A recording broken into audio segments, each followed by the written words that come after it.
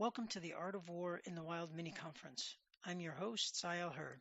This mini conference is composed of a few panel conversations focused on the real world application of timeless wisdom. The backdrop is that we are in a world experiencing a leadership crisis on a global scale across various dimensions, both personal and professional, private and public, among many other dimensions, resulting in widespread struggle and suffering. Much of what we're experiencing stems from embracing an almost Pollyannish perspective that romanticizes leadership, human nature, and reality, sterilizes our organizations and enterprises, and infantilizes people in leadership roles, among others. When in reality, we should be embracing a more realistic perspective that integrates every aspect of human nature and reality, including the good, the bad, and the ugly. The Art of War, or the Sun Tzu, provides profound timeless insights into leadership, strategy, culture, conflict, execution, and much more, offering approaches for surviving and thriving in today's reality. The objective of these conversations is to engage a few forward thinkers and forward doers who are reshaping the modern world through the wisdom of the art of war, to explore the gap between principles and practice where reality and theory converge, to explore applying ancient wisdom to modern day scenarios, highlighting the dynamics between intentions and outcomes, and to illuminate insights for engaging in challenging environments. Welcome to the Art of War in the Wild mini conference.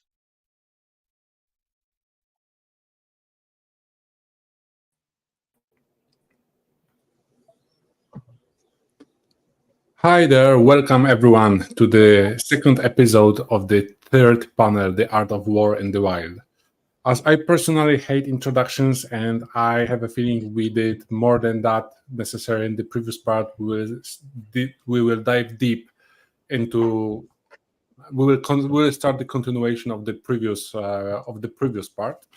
And with that, one of the things that we have opened the previous panel and ended it was this concept of removing the stigma and the guilt from the conflict. And Cynthia, I think you were the first to bring it up in our previous panel, and I'm super curious about your experience. If you could just tell the story of how did it happen in your case, what was the situation, and how did it change the situation or your life, if you are up to share that, this moment of the realization, and how does it relate to the art of war? Welcome everyone. I am I'm happy to share. It's a backdrop for, I think, everyone to take inventory as to how they look at conflict. I didn't realize that I looked at conflict as all conflict was bad conflict. There was no good outcome that came from conflict, so I avoided it. And I actually went to that other extreme rather, as to try and suppress it, be the peacemaker, kind of held people back from expressing anger or whatever frustrations that they might have, all because of the fear of what might come out of it. Relationships, it wasn't going to end well in my mind.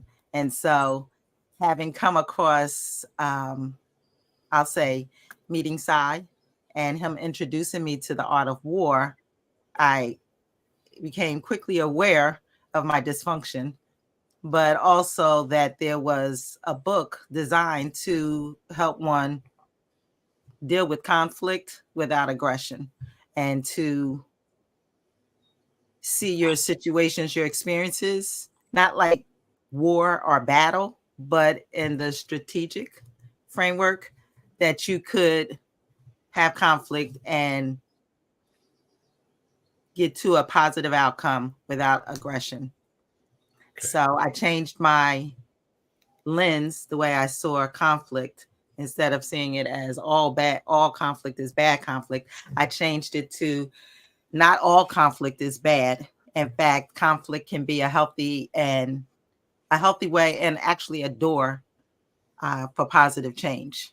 And so it's through the conflict that we get to the other side of agreeing with disagreeing or agreeing on both sides, but it's through the conflict that you reach the other side. So I'm in a healthier place right now because of my understanding and my change of my lens, if you will, of how I saw conflict. Okay, fantastic. Thank you. Liam, I'm sure that as a soccer coach, you have seen a lot of conflict in your games. I mean, in the soccer, there are two teams, obviously, but you said previously that they are like, that this is a limited, let's say, stage. They are playing similar games, but I can imagine that inside those teams, you have players which don't like each other or which are stepping on each other's toes. Is this a place where you could apply the art of war? Yeah, for sure. And my thoughts are very much in line with Cynthia's. Coaching, I think, it is easier to relate to the art of war within this particular question, because coaching is in itself conflictory. What you're doing when you're coaching or what you're doing when you're teaching is you're challenging already, perceptions that are already in place. So when you're dealing with your own team, your own players, they have ideas, they have their own theories, they're their own people. They've had different coaches and different experiences and learned different things already. So they have perceived or preconceived notions. So what you're doing whenever you offer what I would say is advice is challenging those notions. Usually to some degree it's challenging what they already know. If you're challenging something, then that's a conflict. Does that mean that it's a bad conflict? Like, definitely not. And this is where I really latched on to what Cynthia was saying about viewing conflict not as a negative, but as a positive and as a learning experience. And you're coming out stronger on the other side of it. So in terms of coaching, this happened to me this morning. You guys, I guess anyone watching on LinkedIn doesn't know, you guys know I came straight from a training session this morning. And this happened. I got pushback from a couple of players actually on some advice I was giving. They're older, they're more experienced, and the older, the more experienced, the higher level you're dealing with, the trickier it gets. But it's, it was great because within, I'm giving my advice and I'm challenging their preconceived notions. And the pushback that I'm getting is challenging mine. And I think if you're open-minded enough as a coach or as a business leader or as just a human being, you're always smart enough to know that there's more to learn out there. So I didn't just receive the feedback and think, players, man, God, why don't they just do what you want? No, it makes you think as well, makes you question yourself. I think that's a positive. But to circle back on to what your original question was, again, I agree with Cynthia. Like, it's all about the way you view conflict. Conflict is a way of learning. I think that's the best way to look at it.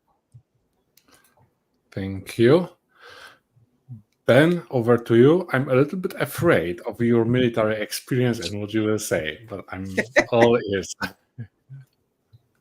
So, okay, I think you may be surprised by what I'm about to say in that case. So listening to both of those. So one of the core values of the Royal Marines is humility.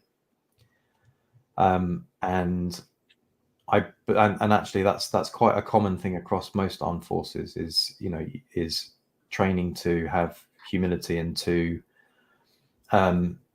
not fall. And I think like where that has evolved from is to not fall victim to thinking you know what you see in front of you, because that's when things bite generally.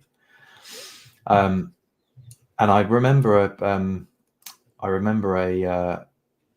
a technique that I was taught, not in the military but military derived, from red teaming. And red teaming is this body of knowledge that was brought about by the US Army in the wake of the Iraq War, because they realized we went and invaded Iraq, and actually in hindsight that wasn't such a flash idea, and all of the things that did go wrong were predicted that they would go wrong and ignored. And that happens again and again, not just in armed forces conflict, but in any instance where humans decide to ignore the evidence of their own eyes, or to succumb to groupthink or whatever.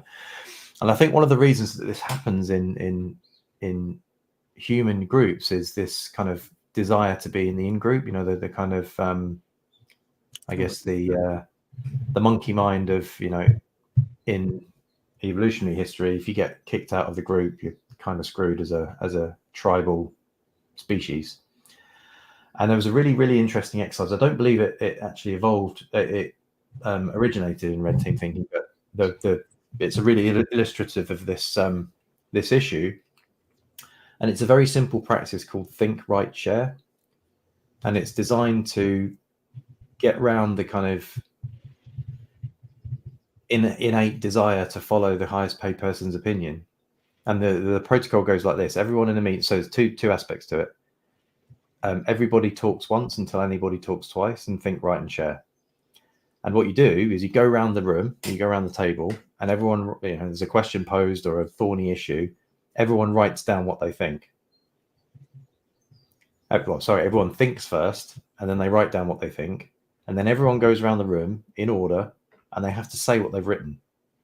So it takes away the ego battle. Like, it's the system that's disagreeing with people. It's not people that are disagreeing with people. And there's a number of other kind of exercises, and they're all designed to mitigate what could be ego on ego conflict, and to insert some, I guess, humility into the situation, and to take away that discomfort of having to go and say to your boss, I disagree, or I think you're incorrect. So yeah, interesting. But yeah, interesting that came from the military, or some of those practices came from the military.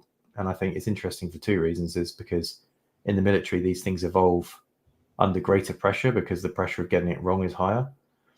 And I think there's a lot of practice that we can distill from the military, consider it an evolutionary crucible of good practice for many, many different things. I think I've just about run out of steam. So over to you again, Chris. That's amazing. Thank you for sharing this. Sai. I appreciate it. Thank you. It's great to be with everyone again, and welcome everyone likewise who's joined us. Great question, great contribution from everyone. What's interesting about it for me is when I work with teams, or I work with executives, or anyone, if you will, in the sense that they're dealing with situations. So I tell them, take a challenging or difficult, or a situation in which you're experiencing discomfort, just any situation.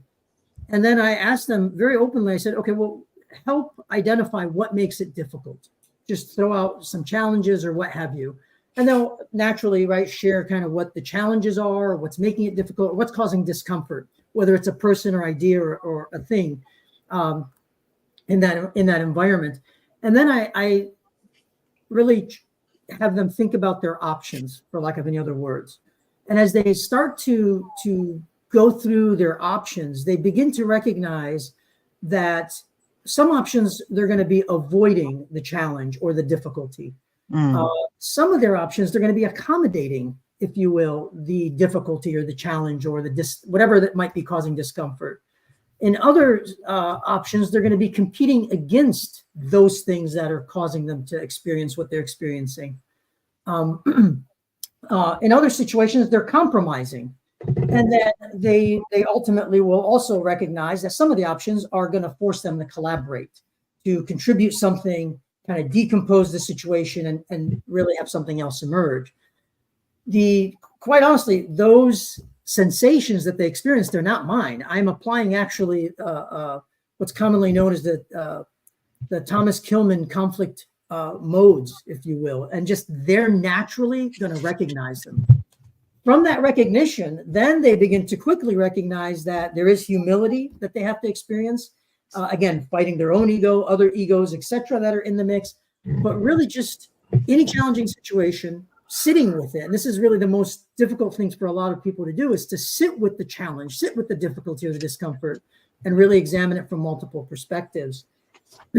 Where this ultimately leads to is a pattern of behavior where they're beginning to use, if you will, the difficulty that they're experiencing, or even seek the difficulty for opportunities of growth. And this is where you get into agility, resilience, and anti-fragility concepts, which are, building further from the question. But really, any situation, just take it and begin to explore options and see where it takes you, is a great technique that is, worked in a lot of people's favor in my experience. Fascinating. Thank you so much, Sai. I'm super interested in this option generation, let's say, or option gathering techniques. Sun Tzu wrote, I think, a passage about orthodox and unorthodox methods, and I can view those as a way of thinking about options. And Liam, the spotlight will be on you in a couple of seconds. I would like to ask you about an experience where you felt like you have used all of the orthodox or traditional methods and you had to get really creative to solve a particular situation. Well, you put me on the spot there, Chris. But I remember that passage, and in terms of soccer, translated it into direct and indirect methods. So very similar terminology, but I felt direct and indirect applied better to the soccer realm. And again, soccer's a little simpler than warfare for two obvious reasons I mentioned yesterday. First of all, there's a fixed area. Your goals never move on the field, and secondly, there's a fixed time for it. Direct methods in terms of soccer, and they obviously would be when you have possession of the ball. So when you have the initiative, when you have the opportunity to attack. So those direct methods, there's only 3 of them. You go long for soccer, so what they call a long ball. You go wide, or you go through. The indirect methods, like Sun Tzu writes, they're countless. The best way to describe it in terms of soccer would be combination play. So that means any action taken with the ball that involves 2 or more players. So you're not playing a through ball, which would be one pass straight through the defense for another player to move on to. You are playing with 2 or more players, literally working your way through the opposition, which, I'm sure Ben would be able to articulate this in a military context, very, very well, or maybe give an example of how this would translate. But in terms of soccer, you mentioned situational awareness last week, and training for situational awareness is training those unorthodox or indirect methods. They're countless. You can't do enough of it. The same situations never appear twice in a game. So you're training for the circumstance, the general circumstance, that is. So I would like to think that I've applied these 4 concepts, the 3 direct methods and the 1, / countless indirect methods in every game. I'm sure that I haven't, because there's been many, many instances where, I've made many, many mistakes. But coaches in general would need to apply or try to apply all of these if you want to be successful. The indirect methods, they're fun. They're great to watch. It's very what you would call pretty soccer. But if you can score direct, then you score direct. You don't mess around. And in terms of Sun Tzu and warfare, he would agree. Your first question on Tuesday was about protracted sieges. You don't want to mess around with them. If you can hit first quickly and win, then you hit first quickly and win, and then maybe later on you can do some pretty stuff that's fun. But you don't want to screw around with the soccer ball for 89 minutes only to find out that you could have got the ball wide in the first 2, crossed it in, and scored a real. That's why I think all of those methods should be employed in every game. Thank you. Ben. Very interesting. So I'm thinking back to Boyd's work, as I very often do when I'm asked a question. And I'm thinking particularly of his 1976 paper, Destruction and Creation. And I'm thinking of implicit guidance and control when Liam talks there. So implicit guidance and control is this kind of pathway within OODA where things are happening very intuitively, and that intuition is built through muscle memory and practice, and that's the kind of path to mastery, I suppose. And what Boyd talks about in Destruction and Creation is the process by which these things are, our mental models are created and destroyed and recreated. Probably not a subject to go into here, but my technical background in functional programming actually has quite a rich mathematical structure behind this, morphisms, holomorphisms, and a bunch of other stuff. But that's probably a little bit of a step too far. But yeah, I'm thinking, when you're doing this kind of free play, very fast action, the way I've had it explained to me by a guy who kind of trains this with special forces is you're trying to keep the momentum, and this is really the key that Boyd was talking about, getting inside an opponent's OODA loop, right? While you're in any context, soccer or warfare or whatever, while you are playing in that free play, self-directed kind of flowing state, and your opponent is not, you have the advantage, I guess is how I would sum it up. Mm-hmm. Thank you. Cynthia, would you like to share your story? I first thing that came to mind with Liam explaining the team concept, the orthodox is like the playbook, which what the other team expects, especially if they're watching films, or so they're coming and they're expecting you to play your game, which they studied. But the unorthodox is where he says it's in the moment, if you will, and depending on doing the unexpected. Let me just say that. Doing what the other team is not expecting. If they're expecting you to go long, you go wide. If it's just constantly being unexpected in the game, during the game. When I look at it from a corporate perspective, because Sun Tzu tells us that we use the orthodox method in how we engage with each other. So you want to be able to build that relationship with said enemy, with said conflict, whatever it is. You want to build a relationship with it and you use orthodox ways, but to win the victory, you're using the unorthodox ways, the unexpected. And so if I had an example from corporate, we've always done it that way comes up.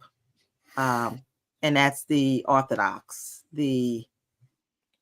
That's everybody's aware of it. But let's solve the problem now with the unorthodox, what we haven't tried before. And the spectrum opens up because of all the different options that can come into play at that point. And it's getting them to think outside the box rather than staying with what's always happened, what's always been done. That clearly isn't working. So, yeah, that's my point. Yeah, I guess just if I might offer a little build on that. So I guess the thing with soccer and with finite games is that they have these rules and those rules can't be changed, but that's not what life is like, right? So I think when one of the kind of paths to mastery is you realize you know something enough that you can change the game. So it's playing the game is the kind of linear, understood, orthodox path, but changing the rules of the game mid game and changing how the game's played is an example of kind of mastery. And this I'm reminded of a book, I think it's called The Rise of Superman, and it has this story of Laird Hamilton, who's a big wave surfer, trying to surf a wave that had never been surfed before, and he nearly died. And the way he saved himself was he did a move that nobody had ever done before. So he was falling off this gigantic wave that would have crushed him. And I may be misremembering this, but as at the point he was about to fall off his surfboard, he reached across and grabbed the inside rail with his opposite hand, which somehow miraculously had the effect of stabilizing him with the drag of his fingers in the water and whatever weight distribution, whatever. Nobody had ever done that before. Like no, he'd never practiced it. He'd never thought, oh, I wonder if this would work. But he just had to do it in the moment because, he was in the flow state and the right answer came to him to change the game as he was playing it. I think surfing, and Mark McGrath, who was on here before, talks a lot about, surfing as a metaphor for this kind of unorthodox, never know what wave you're going to get. And you take the wave that you have. I like what you said, Ben, in our chat about playing the game versus changing the game that you just explained, and when Cynthia was saying that you always use the orthodox methods in business, but it's the unorthodox ones that you really need to use to get an advantage. It's great that all of this. I mean, I guess this is the purpose of these talks that Si's put together, is to show how these brilliant concepts from Sun Tzu can be used in all these different arenas.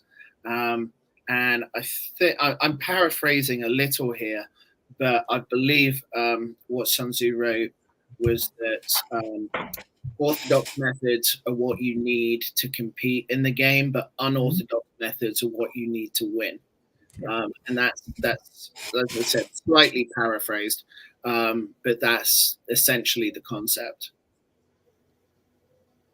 Thank you. Si. Yeah, such a powerful question, quite honestly, building onto it, and such great commentary.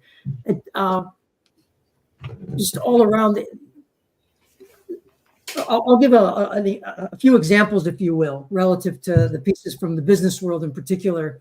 When working with teams or leaders or what have you, it's easy to say for us, or for me to say, and you've heard me say it, be first curious, if you will, then creative. And a lot of consultants or coaches or people, they think they're experts, I'll say, they think they have the answer. So they come in and they're not curious, right? They just want to give you the answer. Just tell me what your problem is and I'll give you the answer. Well, I always say first be, curious, then creative. And this is really tied very much to the orthodox and the unorthodox, if you will.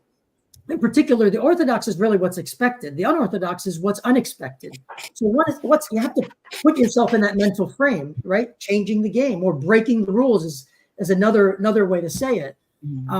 So what I always do is when I work with teams, organizations, and what have you, I tell them, I say, okay, what are your expectations? If you're dealing with these challenges or difficulties, building on the previous line of thinking, or you're dealing with a competitor, what do you expect? And then that primes them to think, okay, this is what's expected. Okay, so what don't you expect becomes another question. You could reverse the order of that very, very openly. And that changes the way they look at the dynamic of things, because then they begin to prime themselves to actually ask themselves, ultimately, what is it that I expect or don't expect? And then, or what do my competitors expect and don't expect?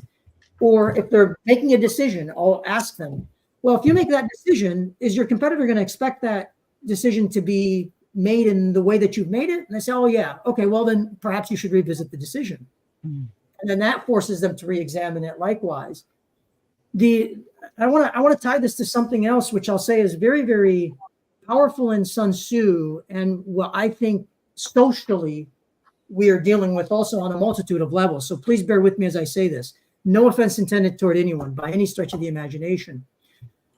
Sun Tzu focuses on the word variation very, very critically.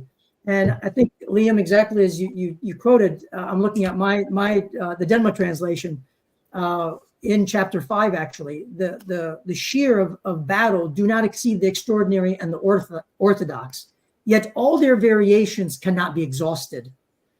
Notice the keyword variation. The Sun Tzu does not use the word variety. It uses the word variation very critically.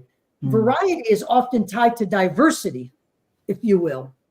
So you see a lot of organizations, we see a lot of chatter socially about diversity because we want variety.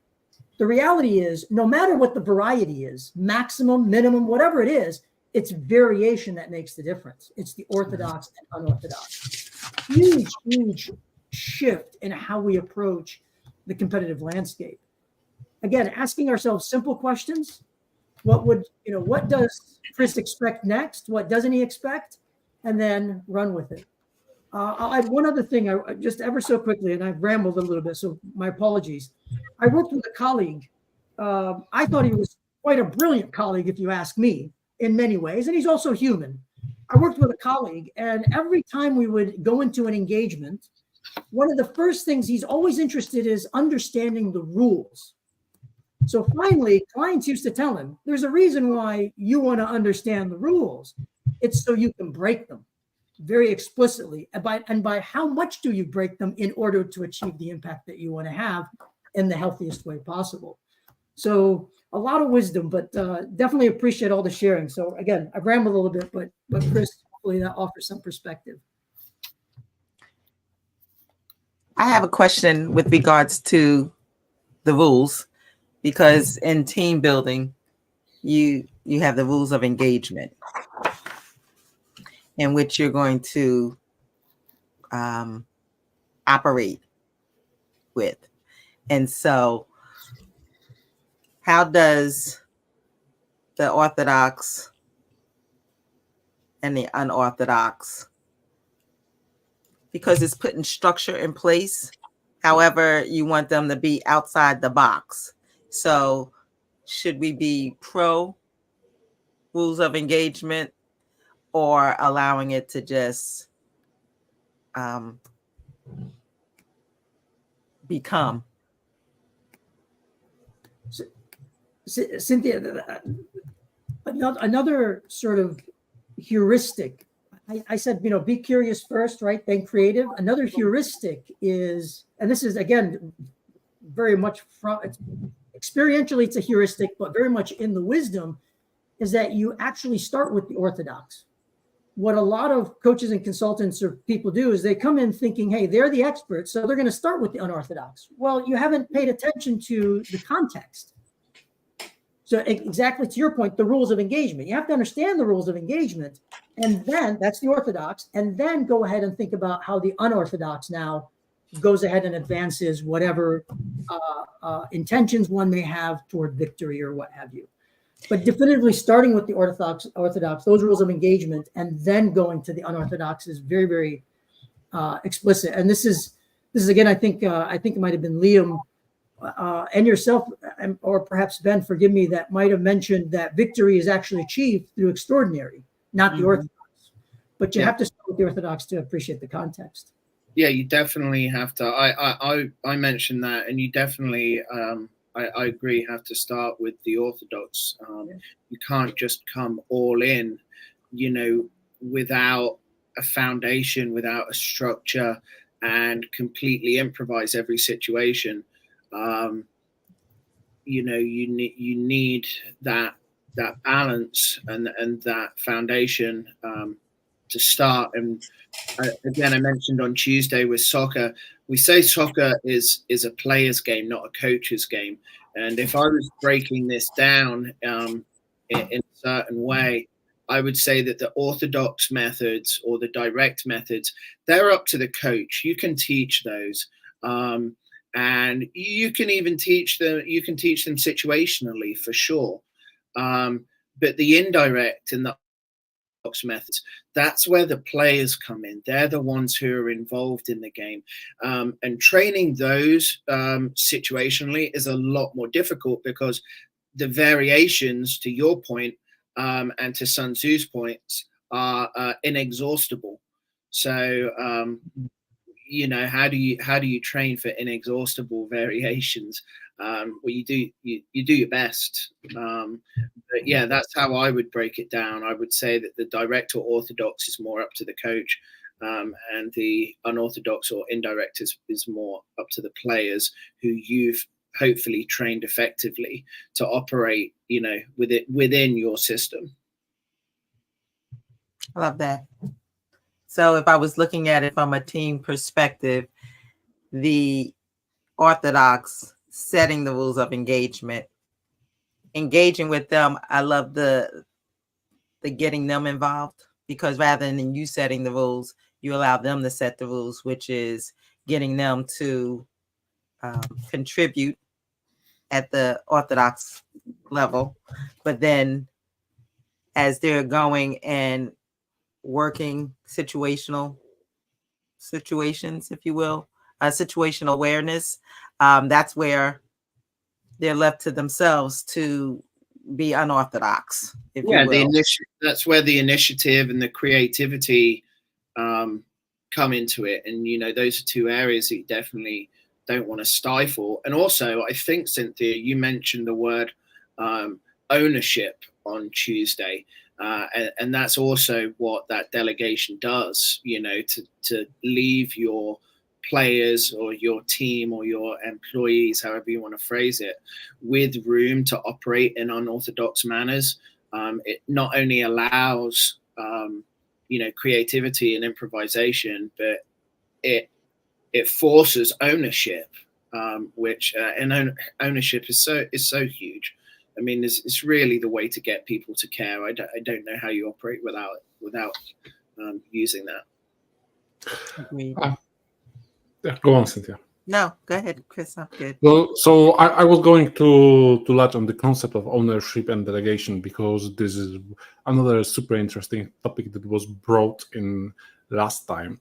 And one of the, let's say, not sure if this is an appendix to the Sun Tzu Art of War, but there is the story of concubines and Chinese emperor, and what does it take to train an army, how all of the orders needs to be clearly articulated, must be properly understood. You have to have the right people, and only then you can think about the execution. And I was wondering whether you could share any stories about not really creating leaders or creating owners, but making people own a particular domain, like really own, not just assign them to the role. Ben, would you like to go first? Yeah, I've just been thinking about, at the risk of getting too many ancient philosophers involved here, the phrase "from discipline comes freedom." Right, because what we've been talking about is the application of constraints.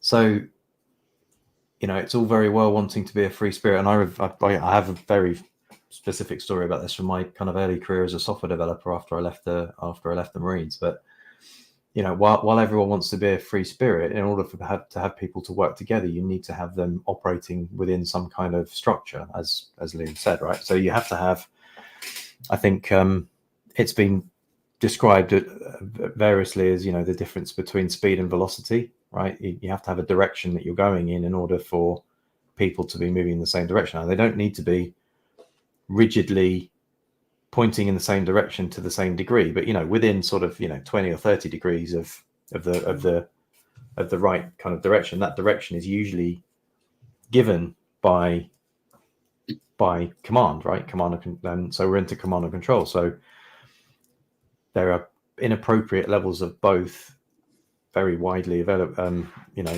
obviously available in business and military context. So I gave a talk at the NATO Command and Control Center for Excellence a couple of years ago, and I tried to make the point that this idea of the control part of command and control is a bit of a paradox, because the more you try and apply it, i.e. telling people exactly how to do and what to do, the less they will have that agency, and the more you will have to basically tell them how to do everything, and therefore the less you'll learn as an organization. So paradoxically, you need to give up control in the small in order to achieve control over longer timeframes in the large, by having people all kind of working in this kind of way. And I'll finish this with an example from my career as a software engineer. First time I worked in a big team, I didn't understand why people had specific libraries and why I had to ask for, hey, I want to use this library in my project. I was very much of the case, well, look, I'm the one who's out there looking for stuff. I found this amazing library. It's definitely going to do what we want. And I didn't consider the impact of that extrapolated out. So the organization I was working was willing to give up a measure of speed and delivery in order to achieve some consistency and maintainability. And there's always that trade-off. And everything we've been talking about, all these paradoxes, all these, discipline, freedom, destruction, creation, all of these things exist on a spectrum. There's always a trade-off in everything you do. Thank you. Cynthia.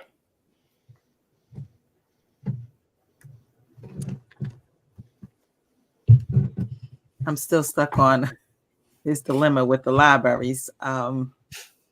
What comes to mind, going from a waterfall to an agile environment, and how management is supposed to fall back so that the team could be, one, self-managing, but two, self-evolving. Like, everything they need is in that team. And so it's putting the onus on the team to get to their goal, say for that particular sprint. However, it's when the team is not feeling that they are empowered to do that they are stifled. They're no creativity. No creativity is just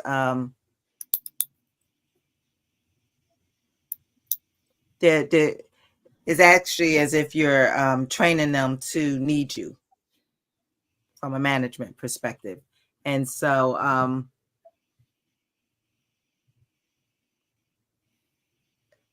it would be interesting to see how, if we took that just in life, being able to create that view for yourself, how you're showing up, and whether or not you're going to be empowered by your own creativity and having that voice. Say to Ben, saying something took a lot. A lot of people won't say anything. They'll just let it be. And so I think it's interesting when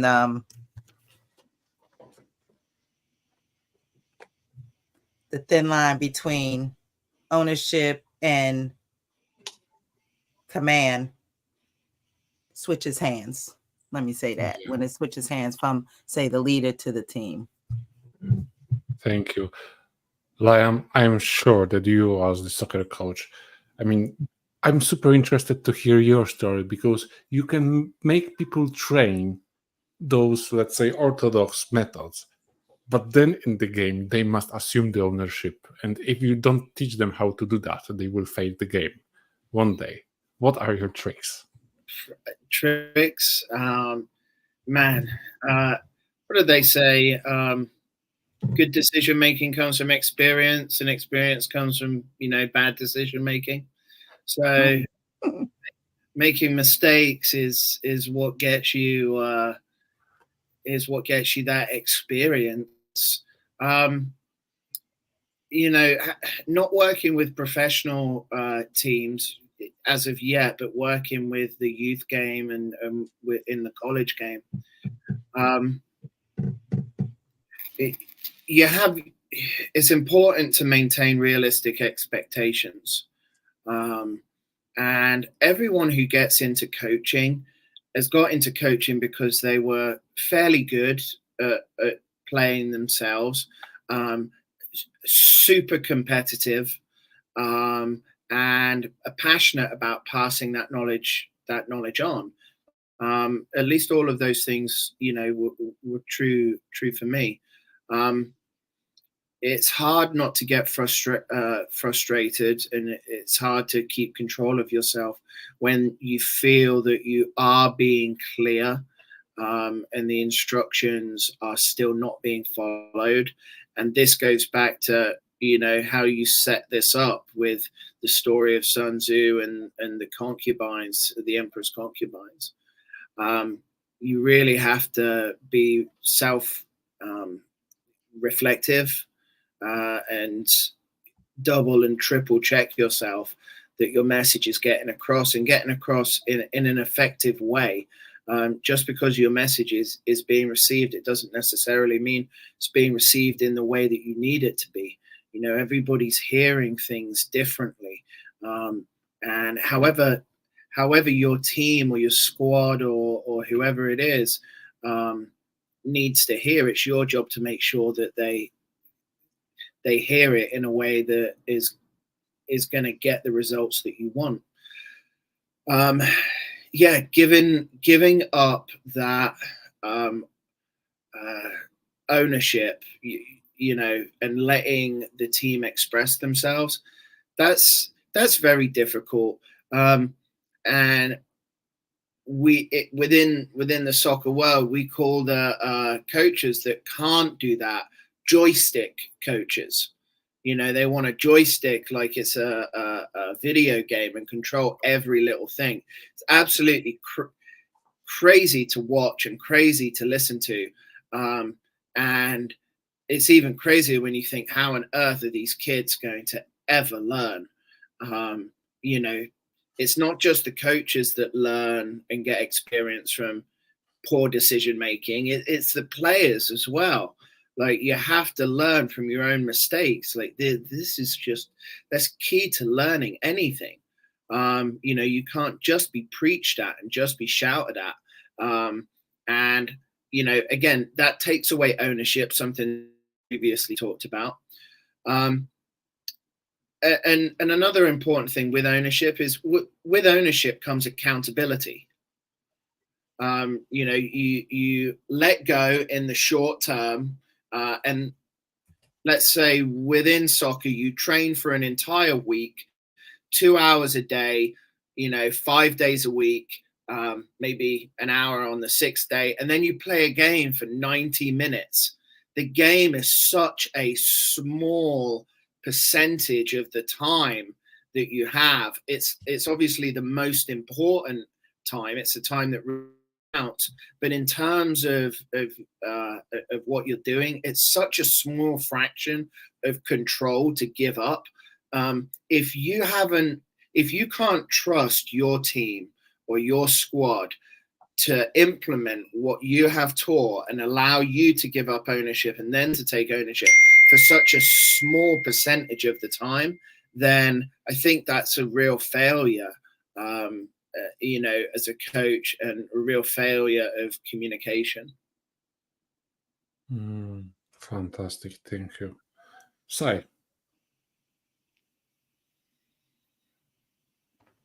Sorry, I had trouble getting myself off of mute. Again, really, really rich set of thoughts. I love the association of ownership with care. So to really sort of get a picture of the landscape, what I commonly do is ask a very simple question. If I'm working with a new team or with an organization, with a leader, what do you care about? Tell me the top 3 things that you care about, whatever they may be. And it's amazing once you understand what they care about, then it becomes, okay, that's probably what they can have delegated to them and or are unwilling to delegate to someone else. So it gives a little bit of, quick insight into the personality and the nature of the individual or team or organization. And then tying that back, I want to kind of just tie a few threads together because I think there's a lot of great stuff that everybody's mentioned. Everything is perpetually in paradox, in tension, if you will. Reality is a collection of tension. So I always emphasize it's not, choose this or this, it's and there's exactly as been, these are very, very much a spectrum. And it's always a paradox in context of space and time. Time is a big factor. And Ben mentioned it likewise, giving up, and I'm going to use the quote, giving up a little bit of control in the immediate for a bigger picture in terms of control. Similar to what I had mentioned earlier, variety is key, if you will. Variety is key with enough variation. You don't want to simply say, let's have a whole bunch of variation in things, but you want to have a degree of variety, a degree of variation that you can work with to maintain integrity. So I'm tying a few things together in particular. But going back to ownership, we have the notion of command and control. And to be quite honest, command and control is actually quite misrepresented in corporate America, very openly, because it's been given a very negative context. The reality of command and control in the military is very, very powerful, actually. Command the team, set up the objective, help them orient themselves, right? A leader that can't help their team orient, back to Uda, back to Boyd, has already failed, to be quite direct about it. So command the team, control the variation in the results. That is really the root of command and control out of the military. And there's a number of papers and articles written on that. So it's definitely not coming from Sai. But once you begin to recognize that that's what you're working with, ownership takes on and delegation takes a very different dynamic. I would venture to say, and definitively, Ben, you've got a military background much more than I have. I've always been physically inept to make it into the military. So let me say that. And likewise, Liam is I think has a military background. But really, I would say corporate America in particular has probably abused this concept of command and control coming out of the military. Yeah, it's quite bizarre, really, that so much of the kind of business agility doctrine comes from the military. So much of it is poorly applied in civilian context, but let's be completely fair, so much of it is actually really poorly applied at bigger military organizations as well. If you look at our military, our Ministry of Defense or the Department of Defense in the US, you see all of the dysfunction that you would expect to see in the worst of the poorly, functioning civilian organization. So I do think that bringing this back to probably this conversation, where all of this, that we should predicate any conversation about command and control, is that it's the command and control on the ground where this stuff matters. Once you get to higher, bigger and bigger pyramids, and further up towards the emperor, and away from the front lines, this stuff is still a very, very unsolved problem, I think, at the scale of human organizations. Folks, I have to step in, but we are almost out of time. So perhaps a short round of summaries, like 2 sentences, max 45 seconds. Ben, would you like to go first? Yeah, I'd say this has been really, really fascinating for me. I'm starting to see where some of the concepts that Boyd talks about may have come from. Like with when we were talking earlier, I was thinking that fast transients, which is a really key thing to understand from Uda, is really about this kind of difference between variety and variation. So that's definitely a nerd snipe to myself that I will go and follow up on. So appreciate the opportunity to take part. Thank you. Thank you. Cynthia.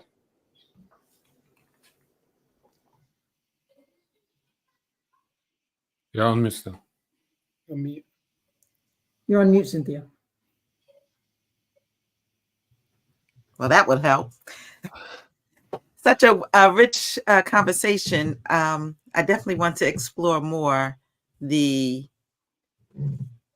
ordinary versus the unorthodox, versus unorthodox, playing the game versus changing the game, because that right there is another perspective that I can add to my toolbox with regards to applying it to not just corporate, to not just sports, not to just your life, but across the board. Find that concept, playing a game versus changing the game, in everything that we do. Thank you. Liam. Well, I just really want to say thanks so much for having me. I really appreciate it. Sai for the invitation and you for hosting. And it's been really helpful to hear, really helpful for me educationally to hear from Cynthia and Ben, and to get some good tips on where to go next, to, think outside the box and, try some of those unorthodox methods. Ben's obviously been a big proponent of Boyd, and I've written down destruction and creation. So I'm going to look at that paper. I did look at the Uda circle the other day, and I just really appreciate the opportunity to get on here and share, but mostly learn with all of you. And yeah, thank you very much for having me. Thank you. Sai. You're on mute. Sorry. Thank you, Chris. Thank you so much. I definitely want to express appreciation to Chris, by all means, for the conversation. Cynthia, Liam, and Ben, all around. If you're good, I want to hone in on something Ben said, if that's all right, just kind of to really express a few sort of powerful thoughts that come of it. When we started on the last session, right, Ben emphasized a huge interest in the work of Boyd, right? You said I have a bit of a confession.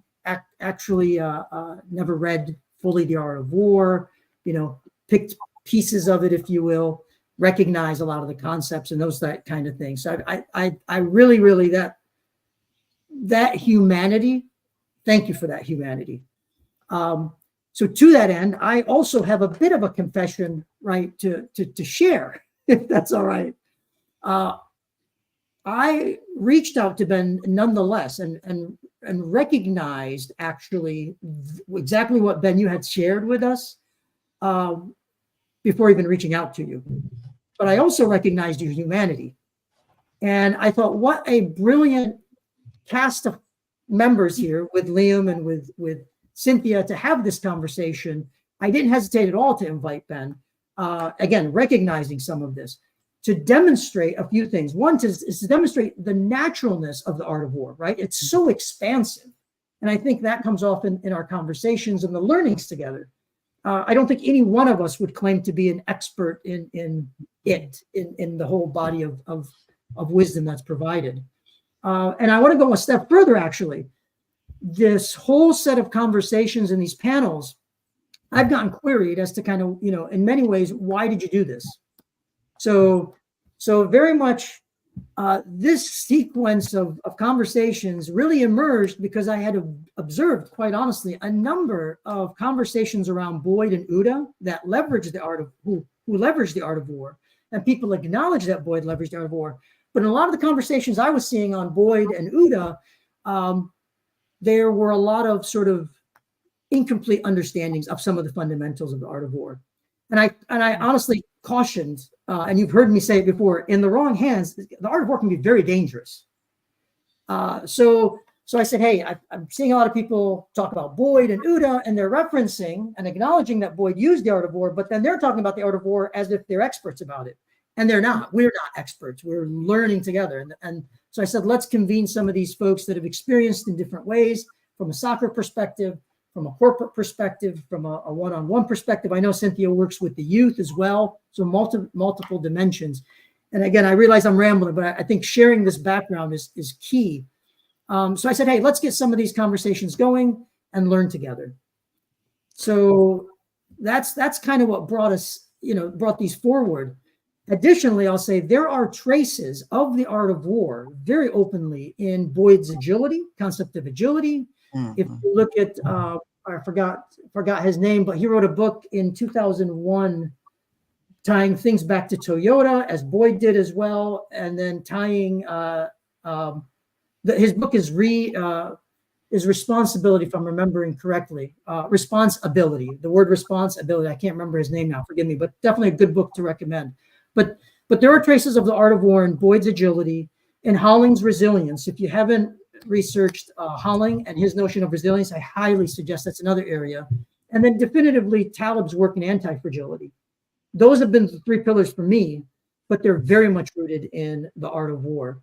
I realize I've rambled, but so many aspects of life go back to the wisdom. And again, thank you, Liam. Thank you, Ben. Thank you, Cynthia.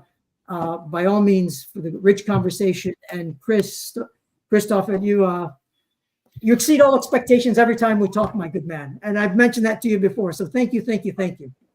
Thank you. Thank you so much for actually inviting me here. And just to summarize, the most important point, or the point that I think that were most important in the discussion, right? It was that conflict is a learning experience, like the first bullet point. The second one was that you cannot be overconfident, and you have to actually look for options and analyze the situation from multiple angles. But if you want to do that, you have to know the rules and start with known rules, and then perhaps look to change them. So this was the playing the game versus changing the rules of the game. But then we jumped into the actually working with others, and that you need to put rules in order to have structure, and that you can only delegate. You can properly delegate work which other people care about, which is like the modern incarnation of command and control actually done right. So I've got the note ownership with care. Nice. Thank you so much for being here again, and hopefully see you soon at some other event. Thank you all. Really great. Thank you. Thank you. Thank you. Bye. Bye.